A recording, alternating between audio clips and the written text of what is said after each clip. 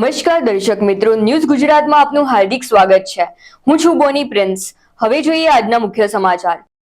શામળાજીથી ભગવાન બિરસા મુંડા જનજાતીય ગૌરવ પરિવહન યોજના હેઠળ 9 મિડી બસોનું લોકાર્પણ। આદિજાતિ વિકાસ, અન્ન અને નાગરિક પુરવઠા રાજ્ય કક્ષાના મંત્રી પીસી બરંડાના હસ્તે શામળાજી એસટી ડેપો ખાતે ભગવાન બિરસા મુંડા જનજાતીય ગૌરવ પરિવહન યોજના હેઠળ 9 નવી મિડી બસોનું લોકાર્પણ કરવામાં આવ્યું। ભિલોડા અને મોડાસા એસટી ડેપો તેમજ શામળાજી પ્રાયોજના વહીવટદાર કચેરીના સંયુક્ત ઉપક્રમે યોજાયેલા આ કાર્યક્રમમાં મંત્રીએ જણાવ્યું કે નવી બસ સેવાથી અંતરિયાળ આદિજાતિ વિસ્તારોના વિદ્યાર્થીઓ, નોકરિયાતો, ખેડૂતો અને વેપારીઓને વધુ સરળ અને સુલભ પરિવહન સુવિધા મળશે, જે આદિજાતિ વિસ્તારોના સામાજિક અને આર્થિક વિકાસને વેગ આપશે। કાર્યક્રમમાં જિલ્લાના અધિકારીઓ, વિવિધ વિભાગોના પદાધિકારીઓ અને મોટી સંખ્યામાં સ્થાનિક નાગરિકો ઉપસ્થિત રહ્યા હતા। રિપોર્ટર સંજય ગાંધી, શામળાજી, અરવલ્લી। 50મી જન્મ જયંતિના ભાગરૂપે બિરસા મુંડા પરિયોજનાનું આજે અહીંયા 9 બસોનું લોકાર્પણ કરવામાં આવ્યું છે।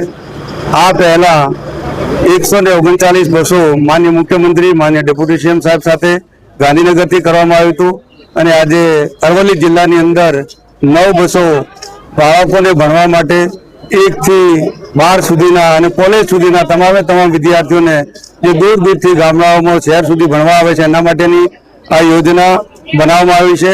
માન્ય પ્રધાનમંત્રીશ્રીએ જ્યારે અહીંયા કેવડિયા ખાતે આવ્યા હતા એ વખતે 500 કરોડ રૂપિયાની જાહેરાત કરવામાં આવી હતી।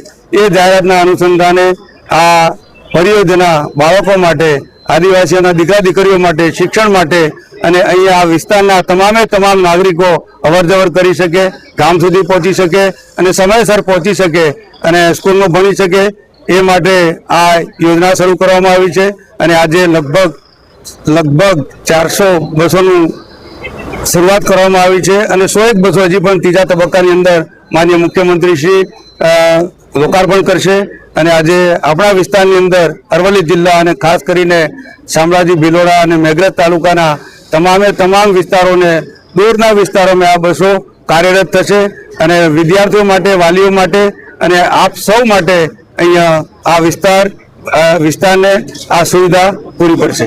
ધન્યવાદ।